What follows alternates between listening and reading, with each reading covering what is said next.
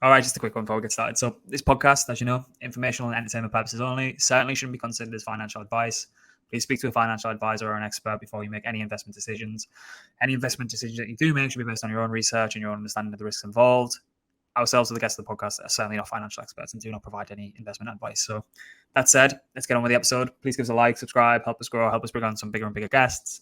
Yeah, let's get to it. Welcome back, everyone. We've got another great guest on today with really interesting one. We've got an L1 Tenet, LSD orientated, quite a novel idea. Gareth, welcome. A brief intro from you, Great sir. to be here. Good to have you. Yeah, absolutely. I'm Gareth. I'm the DeFi architect at Tenet. I've been in the space since 2013. Started mainly on the investment side, angel investing back in 2016.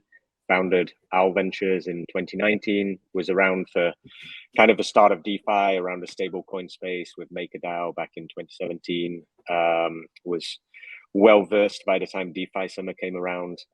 So really enjoyed that side of things, and then progressed with Owl and eventually joined Tenet Protocol this year to help them build out the aspects of the LSD ecosystem, particularly around the stablecoin side of things. Okay, so Tenet is an L1, right? So yes. So you guys have created an L1 that, at its very core, facilitates the staking, unstaking of liquid stake derivatives. Is that correct? Can you just give us kind of like a brief, almost like perspective around why create an L1? What was the? I mean, I know that this is not an easy. It's not a small question, but I mean, I think try and simplify it as much as possible for us to understand. Why not just create a protocol on ETH? Why create an L1 for it? Yeah, absolutely. So I think there's a few different angles to why the L1 side of things is necessary for Tenet. And it's more similar to how you would look at something like a dApp chain, where it's a very specific purpose, L1, which is to facilitate these products that we're building for the LSD ecosystem. That actually the governance system that we're putting in place just wouldn't work if it were on any other L1. It needs to be our own L1, and it needs to have our validator network. It needs to have the restaking, and it needs to have the consensus layer that takes into account the votes of all of the LSDs. So what we do with Tenet, you bridge over your LSDs from other networks, and it's not just ETH. We accept things like Anchor BNB, Matic X. We have a few LSDs coming out that we're building in partnership with Anchor for networks that don't have an LSD currently. So things like Conflux, Qterm. We're in chats with a couple more, some Rust-based ones. And yeah, you bridge over your LSDs and you restake them to our validators, where you're securing the network in the first instance. So obviously, you've then got the monetary value that's staked in the network. Isn't just the Tenet tokens, but it's all of the LSDs that are staked there. And more importantly, you're participating in the governance. So each of the LSDs has a voting role in the ecosystem. And that voting isn't just for the chain level and for upgrades to the chain level, but it's also for the native products that we're building. And I think that's really where the Tenet side of things comes in, why we need an L1, and what it is that we're doing differently to others, is when you look at things like what we're building on top of that. So when you restake to Tenet, you get a Tenet LSD, so a liquid representation of your staked position. And you can use that across the ecosystem. And the first and actually very key utility for it is to mint our over-collateralized stablecoin LSDC. So obviously we've seen a real rise in LSD-backed stablecoins because you have this yield-bearing collateral that makes it more capital efficient for you to borrow against. You're earning interest while you're borrowing.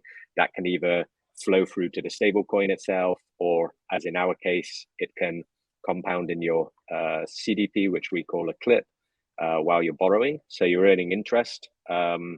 which is essentially raising the amount of collateral you get back when you repay your loan at the end.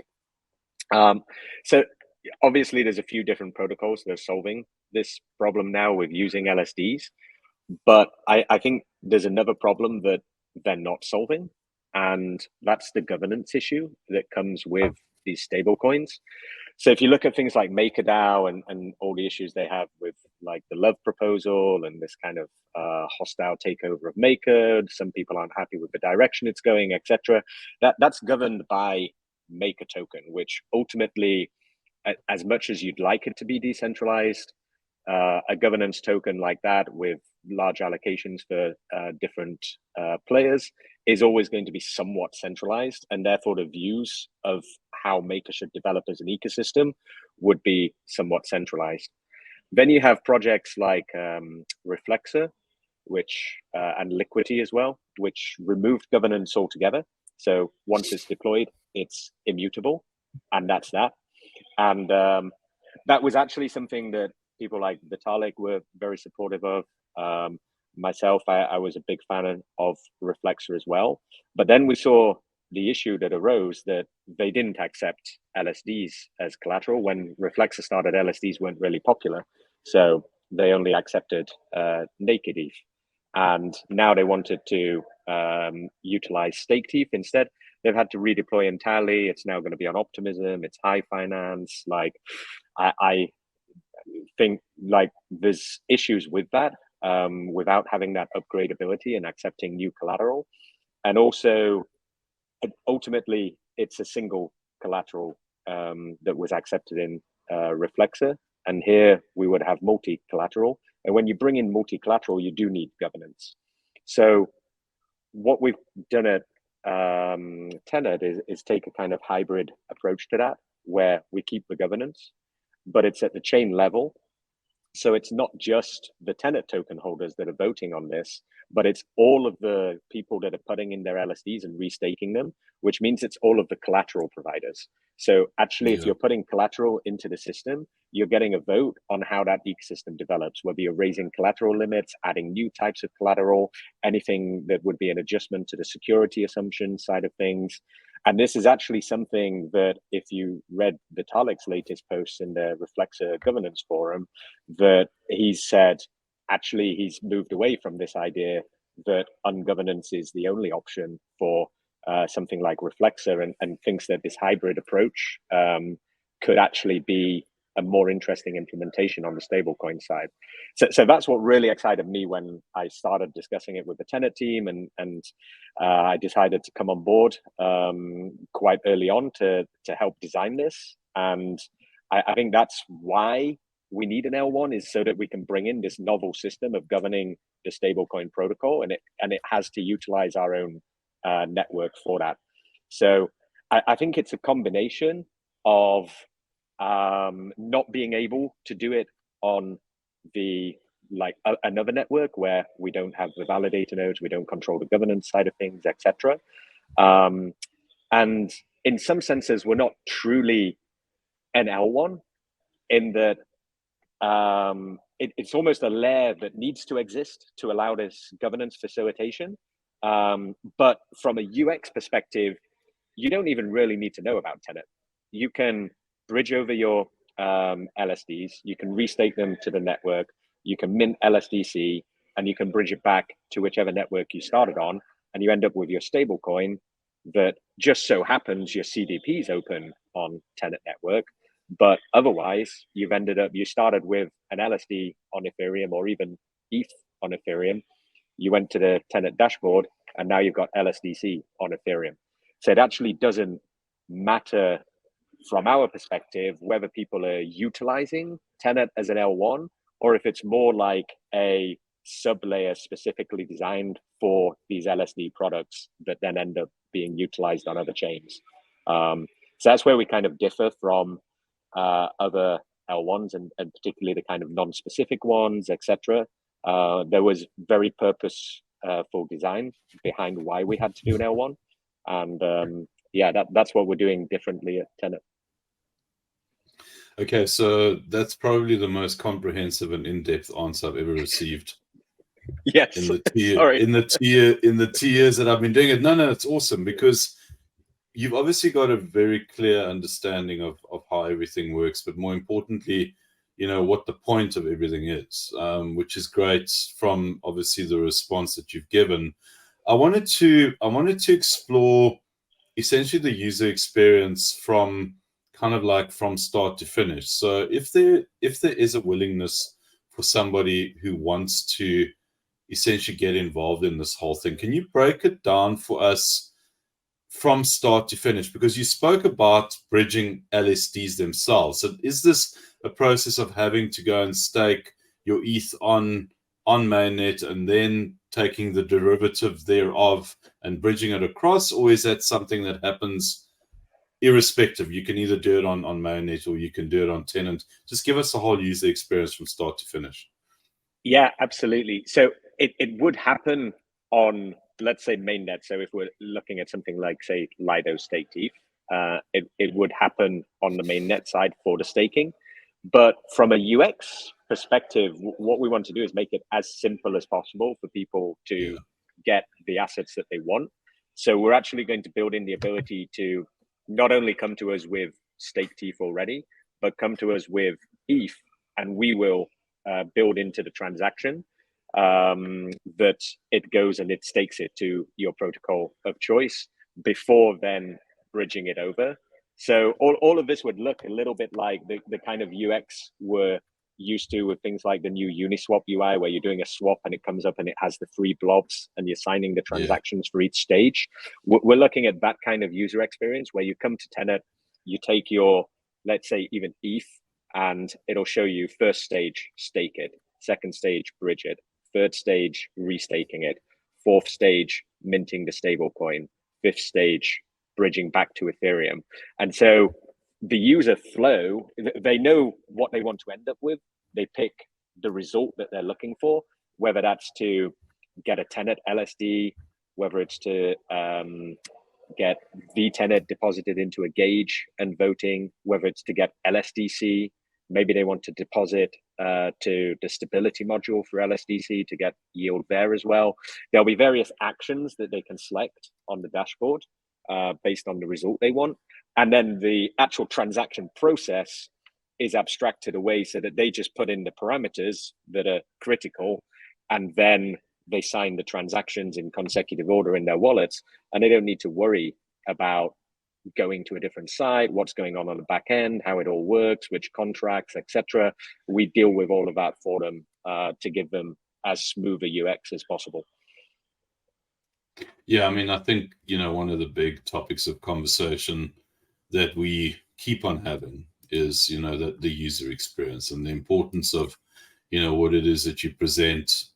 But, the big thing is obviously the education around it. And I think if you design an interface that facilitates not only something that's straightforward and easy, but also educates at the same time, you're going to land up creating a winning product. And I think that's probably the biggest challenge that DeFi has always had. I mean, unless you're dealing with, people who, and unless you're dealing with people who have been through the motions with, with like Blockmates. I mean, we know that we've got a very large community that spends a lot of time discussing these kind of things. It's kind of like at the very forefront of what our community does, but they're already the initiated. The whole objective here is to bring in new parties. I mean, we're not going to see that now. We know that the market's pretty broken. But there's going to come a time where people need to actually, they're going to get told about, the opportunity. There are these yields, which I want to get into, but they need to be able to get there, and they need to get there as easy as possible.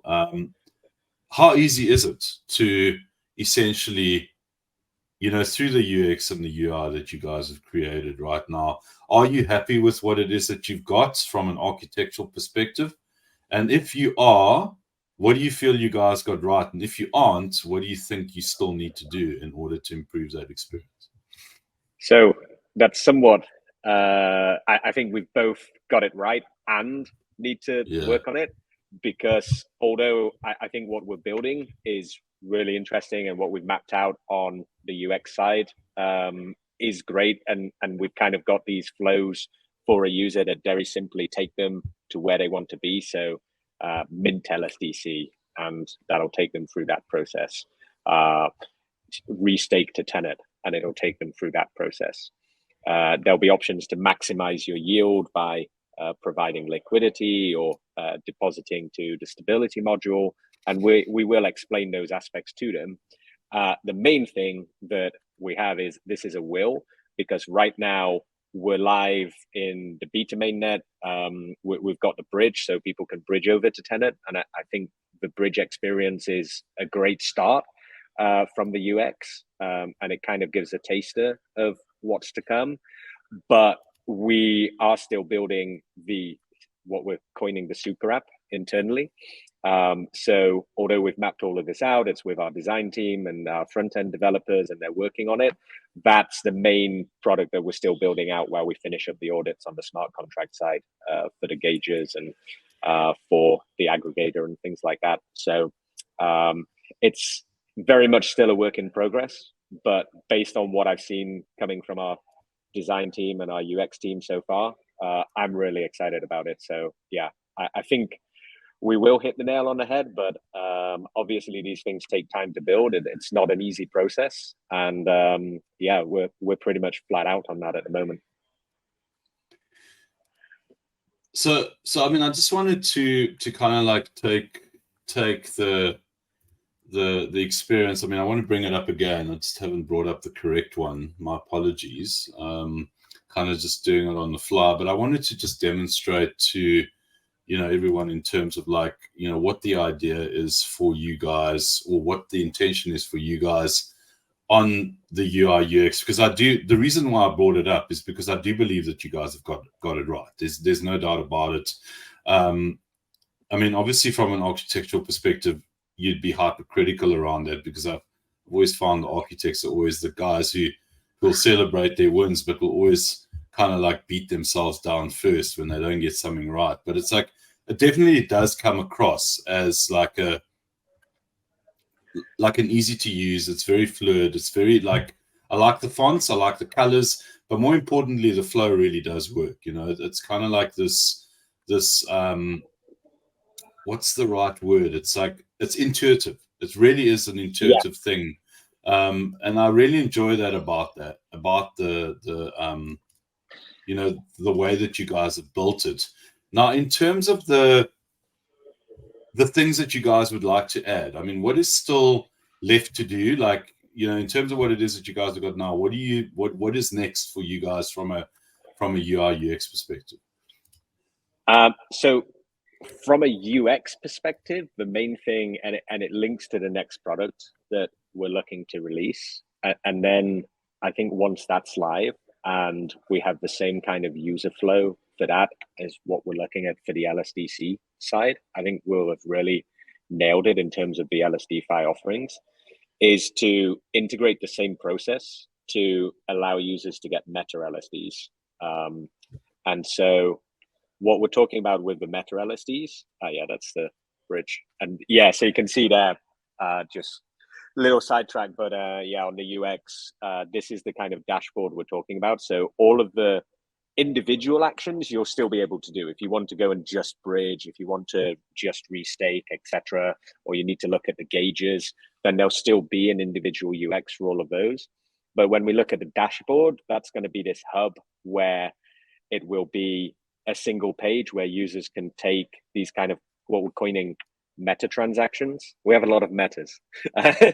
So yes. Yeah, the meta transaction side is where we will look at these kind of end goal user actions to get them to where they need to be. And I don't see many people that have kind of built from that upwards with their protocols, because everything that we see in terms of the bridge and all the other tabs there that we're currently working on, everything that's there was built with the actual meta transactions in mind when we started out that process. So I think that's the most interesting part of our design flow.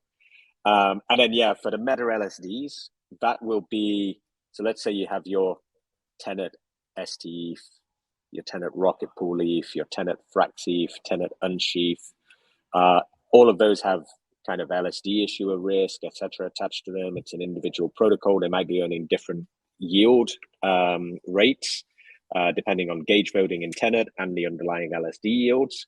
And so most users probably don't want to have to care about that so much and would rather have a diversified risk-adjusted basket that takes into account the weights of those within Tenet Protocol and the yields that are available.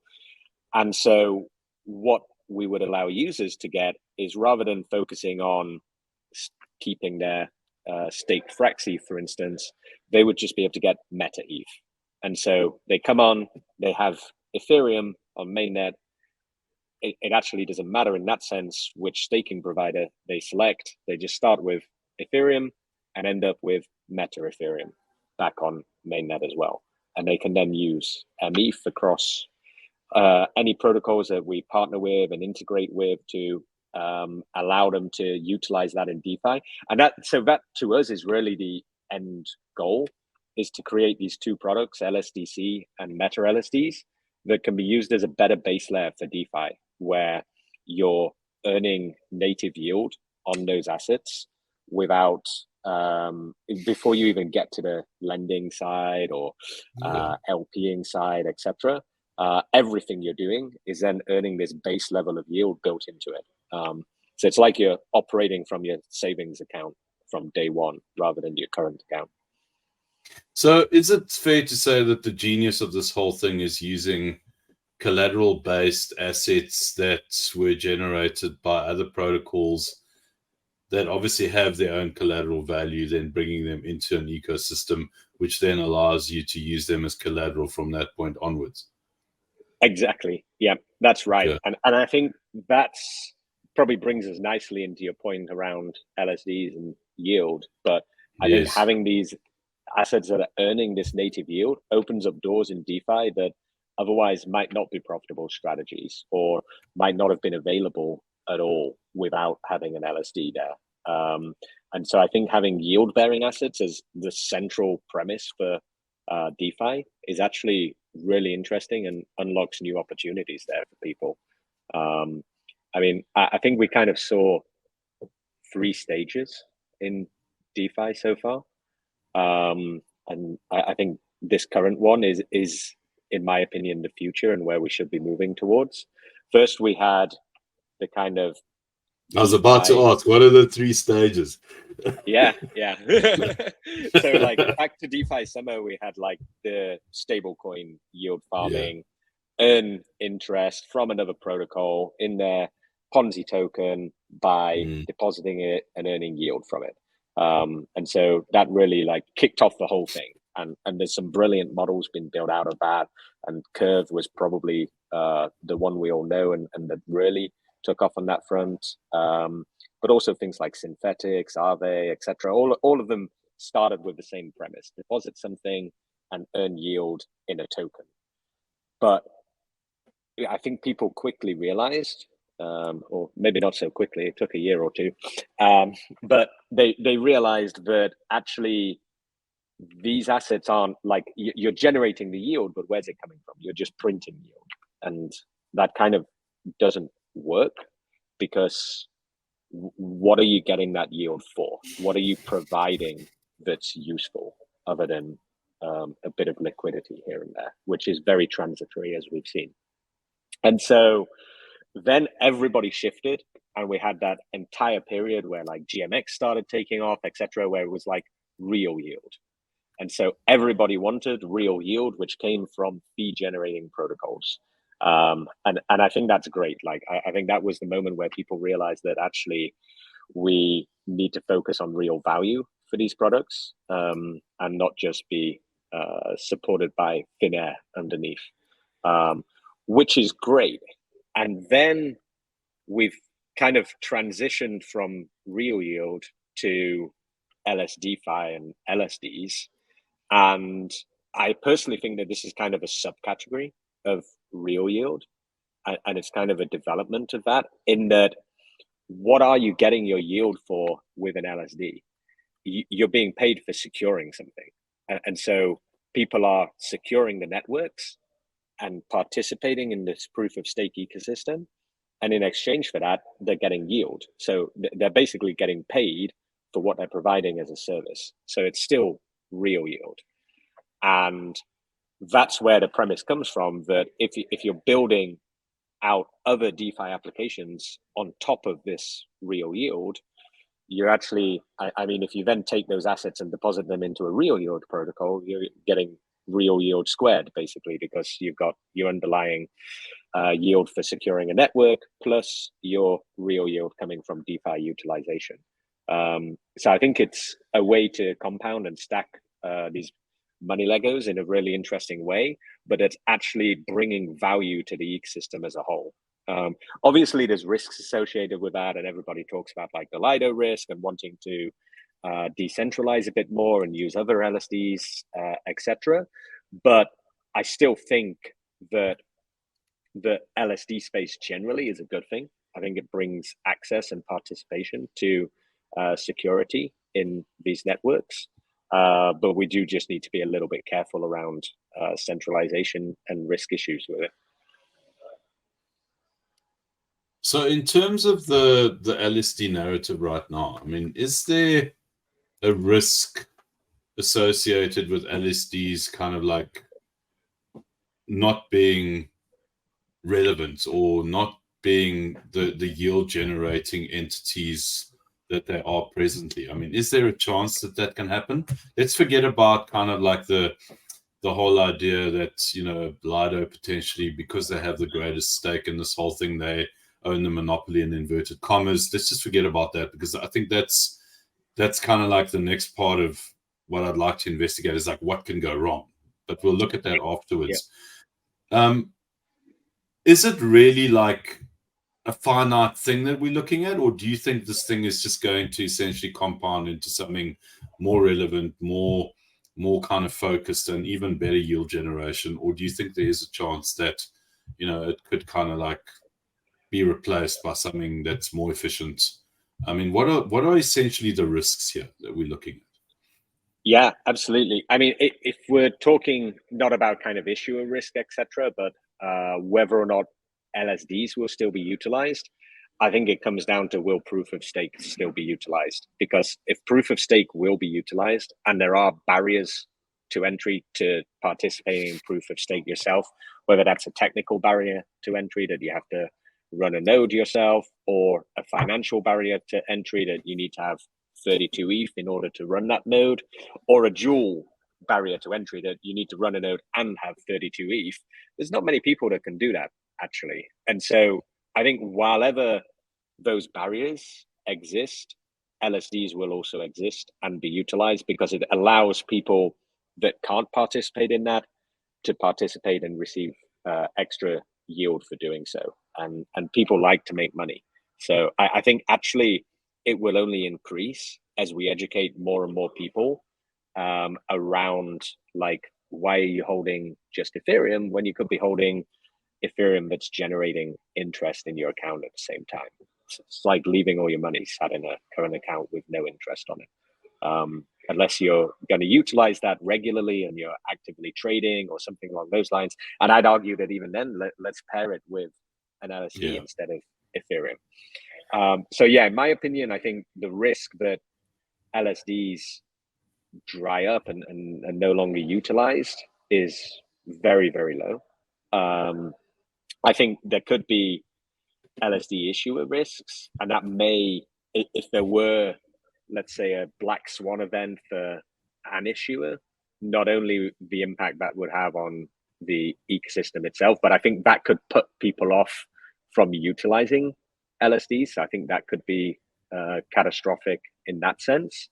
But overall, I don't see much of a risk that LSDs go away.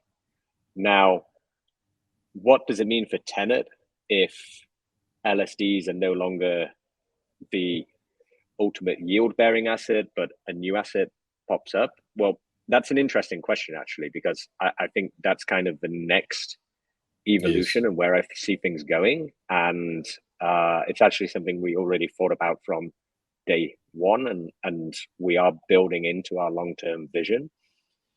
why do we only need to restake LSDs to Tenet and use them as collateral? If what we're building is this ecosystem to allow collateral providers to govern the projects that they're providing collateral to, because that's basically the core premise, this LSD ecosystem that's governed by the people providing the collateral to it.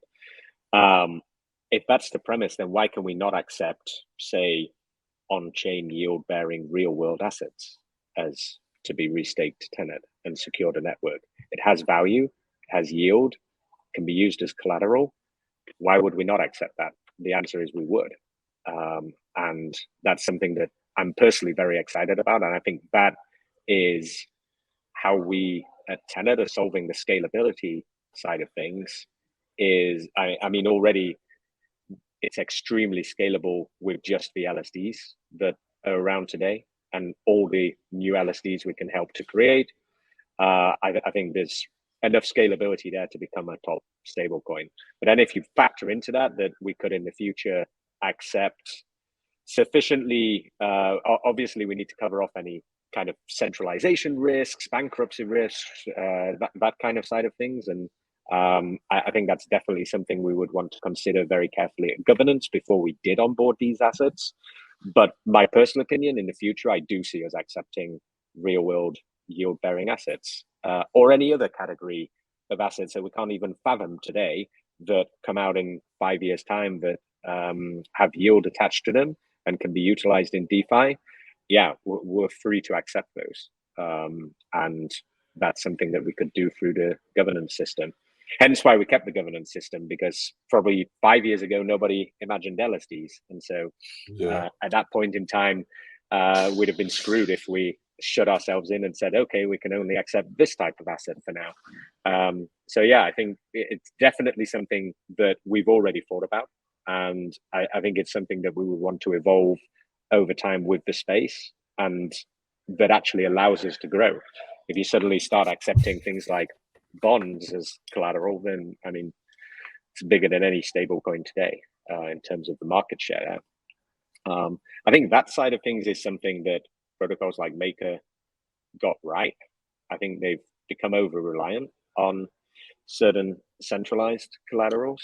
But generally speaking, I do see the future in real world assets and the opportunity there as well.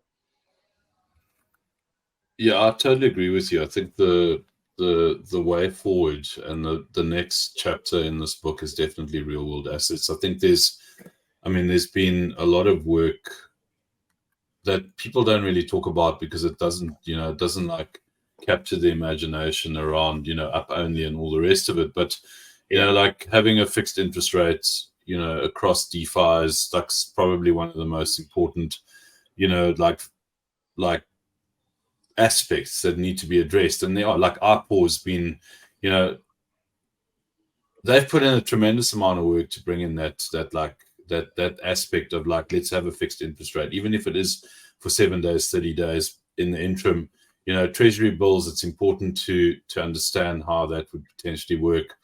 And I'm sure you guys have looked at that already. I mean, obviously Maker's, Maker's talking about, Solana and like, you can see they're not limiting themselves, like irrespective of whether, irrespective of whether you agree with it or not. And, you're going and you're selling your Maker tokens because you don't agree with it. We don't know whether Vitalik agreed or not, but, that was kind of like a little bit of an interesting kind of like gesture on his part. And I think it's really does speak volumes about, where you've got someone who is a leader in the space, irrespective of whether, like people will argue that maybe they're too beholden on X, Y, and Z. It doesn't matter. The point is that we've got to understand. It's not, that saying, it's not what they say, it's what they do. And I think that it's really important that we come to terms with, what the challenges are, which obviously you've just stated, and what does the future potentially hold, which is obviously what you've also just stated. I mean, in terms of the tenant side of things, what do you guys see as being ultimately your biggest challenge, short term and medium term? I'm not going to ask you long term because I think that's such an open question, and even the medium one is. But what do you see your biggest challenges, particularly on the short term and then medium? Yeah, on the short term, I think it's onboarding that initial cohort of users to get that TVL, get LSDC to be minted, utilized, integrated across the space, and to really grow it out into the vision that we see it. I think that's definitely the short term, not only vision, but also like what we need to do. If we don't do that, then we will fail. And we have seen other stablecoin protocols like, I mean, Reflexer itself, really novel idea, really interesting to me from a technical perspective. And I think where they failed was on educating users, and therefore they didn't get the adoption that they probably could have done, because it's very difficult to understand exactly what they're doing. So I think for us, it's an education question that would solve this issue of onboarding the users. So obviously, it'll only happen when we go live with LSDC and the restaking. But I think the biggest hurdle for us to get over is onboarding that initial cohort of users and growing out our TVL, because that then opens the doors to you for integrations with different protocols, for utilizing it across the space, for getting peg stability modules with other stable coins, for onboarding new collateral types, etc. I think once we've got some traction there that we can show to people, it'll be much simpler to progress further. It's a snowball effect, the classic one. And then in terms of medium term, and this is something that we're really going to be focusing in on, I think it is security risk. And obviously we mentioned the kind of potential issues with LSD issuers, etc. And how should we deal with that at Tenet? Because ultimately we wouldn't want our chain to be reliant on the security of Lido, because like great, Lido is all good today, but like who knows what's going to happen in 5, 10, 15 years time. So we really need to build a robust system that doesn't over allocate to a single potential risk, so that we do have appropriate collateral limits in place. We have appropriate voting weight within the ecosystem. If we give 20% of the voting on Tenet network to Lido, then that might be a problem, because they then hold almost a blocking stake in the governance. They would only need to get a few more percent up there, and they can block important decisions for us, which is not something you would want to be in that position. So I think appropriate risk management and security of the system is something that will be key in the medium term to our success. And I think it's something that has been the biggest bugbear for DeFi and adoption so far. And it's something that protocols really should be focusing more on, I think. I'm having a moment of deja vu because I'm about to ask a question that I've asked before quite a lot of times. And it comes down to the business development side of it. I mean, irrespective of, you're an architect and the rest of it, but I think it's quite important, and you're 100% right. It's like, you got to bring that initial cohort in. It's critical to what it is that you guys are doing. Obviously the market right now is doing you no favors, but I do believe that if you do have like that solid infrastructure in place and you address those potential challenges that you see, people will gravitate. But the question is, from a business development perspective, if I was a Lido, a Libra, a Swell, because we've obviously seen some really cool innovation come out of particularly those three, how would you essentially incentivize or even woo them in to your ecosystem? What are the main selling points that you are offering them that they would potentially want to participate in? I know that you're relying on users to bring those assets in, but surely you'd want them to come and participate in the ecosystem as well. How do you get them there? Yeah, absolutely. So I think in terms of the LSD issuers, we have actually spoken with a lot of them, and we will have partnerships with some of the key kind of issuers across the space to educate their user base, bring them on board. So already we have the Stata one, for instance, who are the largest Matic LSD. And they've got the Ethereum LSD as well, EFEX. We've spoken with many other protocols as well on that side. And I think in terms of what we offer to them, it's the opportunity for their users to earn additional yield. And what's really interesting on the Tenet side is our gauge system, where similar to Curve, we have votes on which LSDs in the ecosystem will receive the largest percentage of the block rewards for the next epoch. So it might not be the same interest to restake Lido ETH as it would be for, let's say, Unsheath, who are one of our partners, and we're working on onboarding Unsheath to the bridge right now. And that's actually something that we are able to incentivize from the team perspective as well. Similar to what you see with protocols like Convex and their voting power, etc. We will be allocating 2 different protocols, vTenet on a kind of permanently locked rolling basis, where they have this allocation and they can use that to incentivize their gauge over and over for their users. And what we've been discussing with protocols is, for instance, taking the rewards that they're getting from those from the vTenet that is locked there, and using those to further incentivize their gauges on a bribes platform built on top of our gauges. So let's take Stake Frax ETH as an example. You would be able to, firstly, like Frax as a protocol, would be able to vote a block of vTenet permanently in favor of the Stake Frax ETH gauge, which incentivizes people to restake to it more so than a protocol that's not doing that. And then they would be able to take the rewards from the vTenet side, where they're getting Tenet rewards, they're getting other fees across the ecosystem. They'd be able to take all of those fees and put it onto a Convex style bribes platform, and further incentivize other people that hold vTenet to vote in favor of the Stake Frax ETH. So you create this kind of flywheel for protocols to vote to give higher yield to their users and bring their users over to restake to Tenet to capitalize on that yield.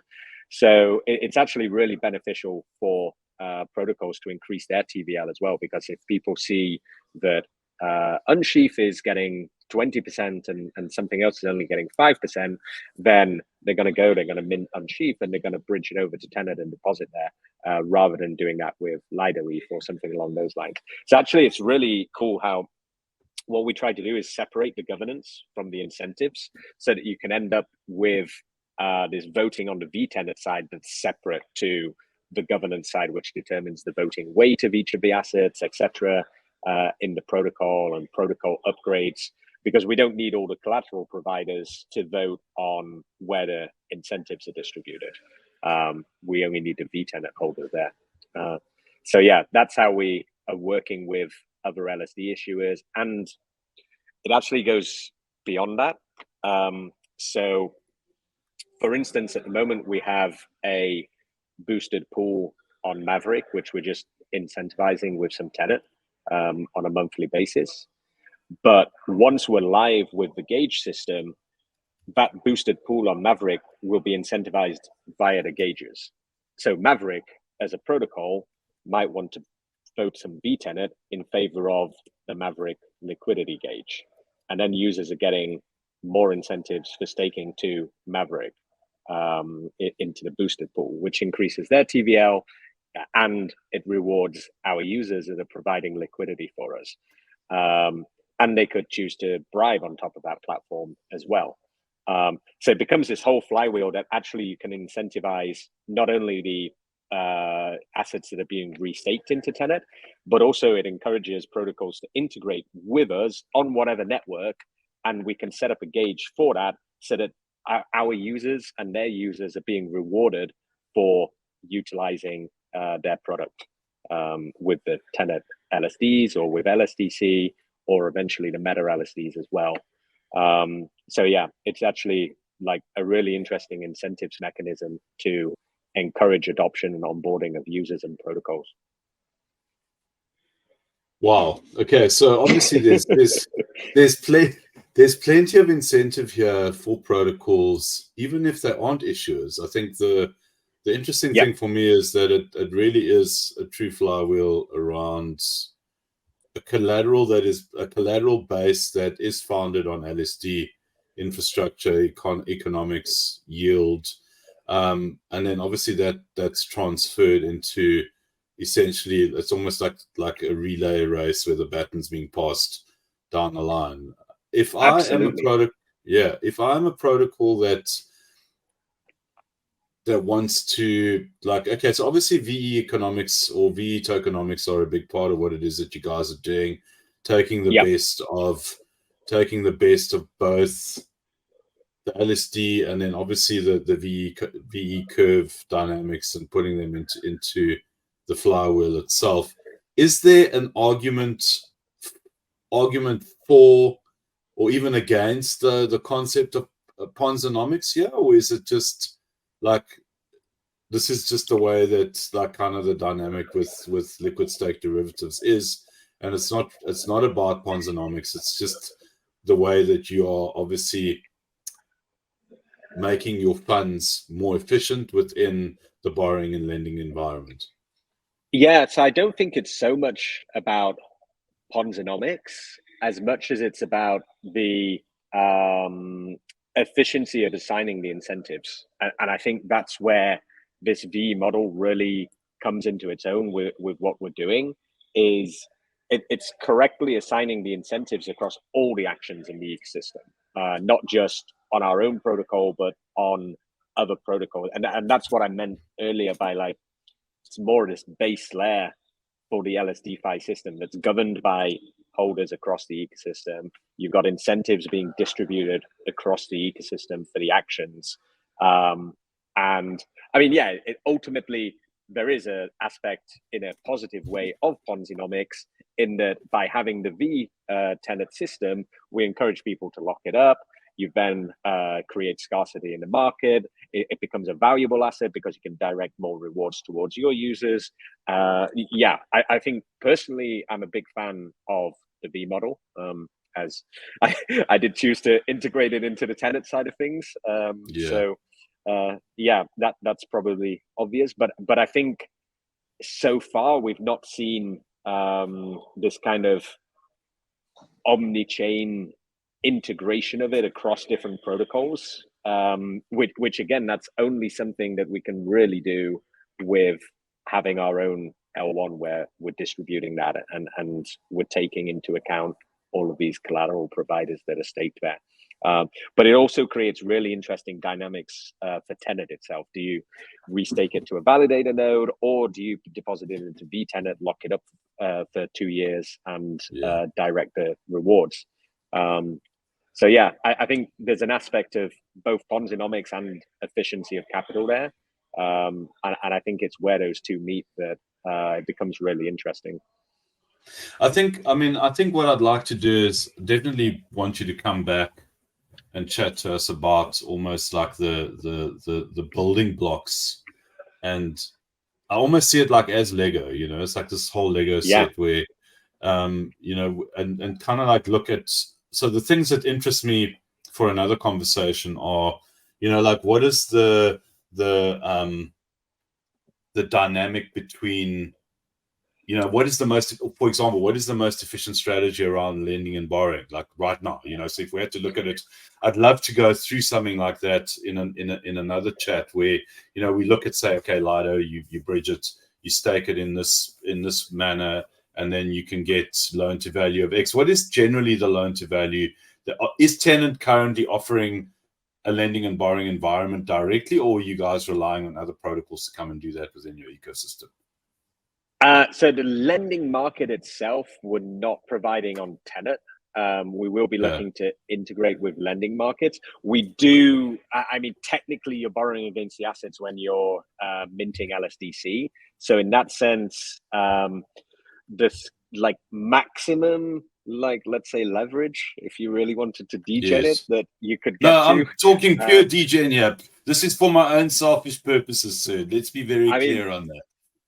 If you get to 5x, you would be immediately liquidated once you're kind of getting there, because you're going to hit that 1.25, unless it's like literally up only market and you never go lower than the price at which you opened it, then you can get very close to 5x leverage. But obviously, like you could loop it a little less than that and still be relatively safe. And that's, I mean, that's a whole nother topic in itself, is the kind of almost DeFi saver strategies that you could build out on top of Tenet for minting the LSDC, swapping it back to Tenet LSDs, minting it again, and really like boosting that yield that you're getting. There's definitely like some pretty degen stuff that you could do there for sure. And I'd love to dive into that and discuss it with you a bit more around the various strategies that you could do. But on the leverage side, you could in theory get close to 5x leverage, but I'd probably not suggest that as at all reasonable. Tommy, in terms of product, just coming back to the question around protocols wanting to, if they do want to come set up shop, I mean, we obviously have seen, Base, who I believe is I think they're going to do really well. There's obviously, the Coinbase connection and the rest of it, but we've seen a lot of protocols go there and kind of like set up essentially. I mean, are there limitations to protocols coming into the Tenet ecosystem, and whether it's shitcoins, whether it's, doesn't matter. The point is that you guys offer essentially the same kind of environment that anyone can come and set up shop. It's an EVM-compatible environment, so there's no limitations around that. Is that correct? That's correct. It's fully EVM-compatible. It's equivalent of deploying on mainnet or something like BSC, Polygon, etc. Even doesn't have some of the nuances that you would with an L2 like Arbitrum, for instance. It's more similar to just a mainnet deployment than anything else. Cool. We've not encountered any issues there. We do have protocols that have deployed there, devs that are building there, and everyone seems to be managing so far. In terms of grants that you guys are potentially offering protocols, so if obviously you're not going to be granting grants to just anyone, but if there's someone who's got a really good idea and they've got a solid team, how does the grant process work presently? Presently it's very ad hoc. So it's been on a very individual basis, depending on the project, what value we think they're bringing to Tenet, what their user base looks like, the network, whether it's like LSD related, will it build on top of Tenet, or is it just a kind of standalone project? Are they already established on another chain? But we do have grants, and our main kind of goal with the grant system is so it's two things. Number one is to make sure that their costs as a development team are being covered.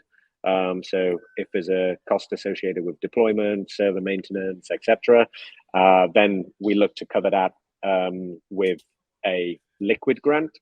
And then what we want to give is kind of aligned upside to developers, where in the future, assuming all is going well, we'll give them a VTenet grant as well, so that they're aligned with our long-term growth strategy. So they have the liquid part to cover their immediate costs, because they shouldn't be out of pocket from deploying on Tenet.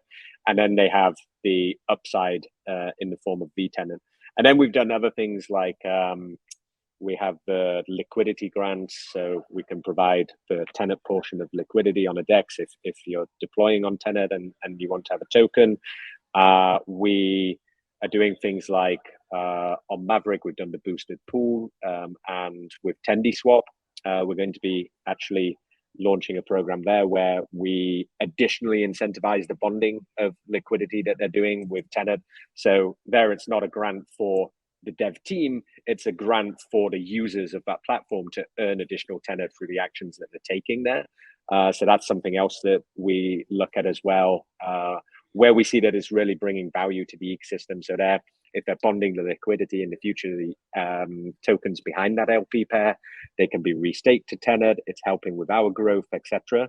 So that's something that we really wanted to encourage on that front. So yeah, it's very individual. We're having a lot of conversations. Actually, we just had to hire somebody to be our head of ecosystem, actually, so that they can kind of take that role away from myself, and they'll be working closely with our head of BD on that front. But yeah, it's a lot of calls. I think most days about 6 hours plus of calls, discussing various ecosystem projects and business development, also onboarding capital, etc., for the restaking. So yeah, it's very busy times. It's almost a full-time job, and then you actually have to go away and do all the work, because you obviously can't do that while you sat on the phone all day. So I think the most difficult part for a project looking to integrate with us will be finding a slot on Calendly, as we ended up having to close off half the week so we could actually get some work done. Otherwise, it was just becoming a nightmare for us. Well, I'm witness to that, because I wanted to set up a call with you, and you had to make time for me. So I do appreciate it, Gareth.